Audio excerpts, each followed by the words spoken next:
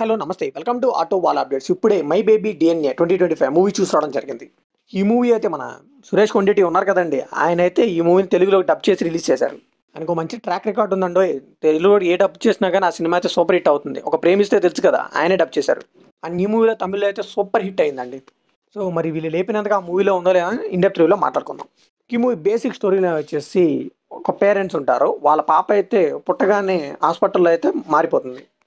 Sorry అండి, మారిపోదు, miss అవుతుంది. So ఎవరి వల్ల మిస్ అయ్యింది, ఎందుకు మిస్ అయింది, వాళ్ళ మోటో ఏంటి, ఇదంతా తెలియాలంటే ఈ మూవీ ట్రై చేయాల్సిందే. సో ఇప్పుడే జూనియర్ మూవీ చూసేసాన్ని కొద్దిగా ఆ ట్రాన్స్లో ఉన్నా, అందుకే ఈ స్టోరీలను కొద్దిగా మర్చిపోయాను. ఇంక ఈ మూవీలో పాజిటివ్ విషయానికి వస్తే ఫస్ట్ 15 మినిట్స్ అండి స్టోరీలోకి అలా తీసుకువెళ్ళిపోతారు, రప్ప రప్ప రప్ప అని వెళ్ళిపోతుంది స్క్రీన్ ప్లే అంతే. సో ఒక మంచి స్టోరీ లైన్తో అలా హుక్ చేస్తారు మనల్ని. అయితే మంచి టెన్షన్ బిల్డ్ చేసే సీన్స్ అయితే బాగా పడ్డాయండి. సో స్టోరీలో ప్రాపర్గా ఉంటాయండి కాన్ఫ్లిక్ట్స్ కానీ, ఆ స్టోరీ డెవలప్మెంట్ కానీ అంతా బాగుంటుంది.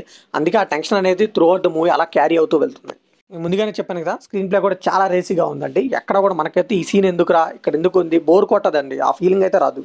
ఎప్పటికప్పుడు ఒక టర్న్ ఇస్తూ ఉంటారు స్క్రిప్ట్కి, అలా టర్న్ చేసి మూవీని అలా తీసుకెళ్ళిపోయారు. ఇంకా సినిమాలో స్టోరీలో క్యారెక్టర్స్ కూడా ఏదో పెట్టాలని పెట్టకుండా మంచిగా రాసుకున్నారని చెప్పొచ్చు. ఆ టైంకి వాళ్ళు వస్తారు, పర్ఫార్మెన్స్ చేస్తారు, వెళ్ళిపోతారు, అలానే ఉంటాయి.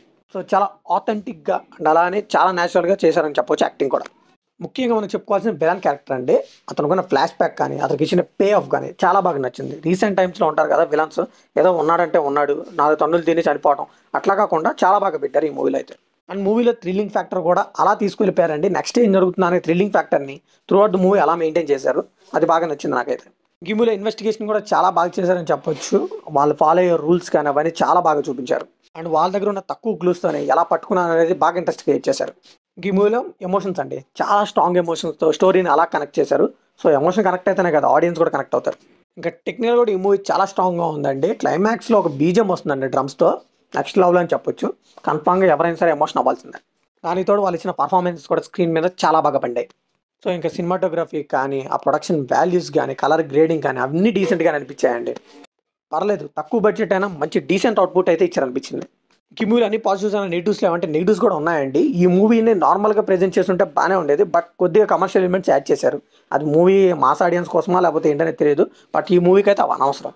ఎస్పెషల్లీ చెప్పాలంటే ఫైట్స్ అండి. హీరోకి ఫైట్స్ ఉండొచ్చు కదా అంటే ఉండొచ్చు, అవి న్యాచురల్గా జరిగితే మనకైతే బాగానే ఉంటాయి చూడడానికి. బట్ ఓవర్ ద టాప్గా మరీ ఏదో మాస్ ఆడియన్స్ కోసం పెట్టాలని పెట్టినట్టు ఇరికిచ్చినట్టు అనిపించింది. సో ఆ సినిమా కానీ హెల్ప్ అయిందా అంటే అదేమీ లేదండి, ఏమీ హెల్ప్ అవ్వదు.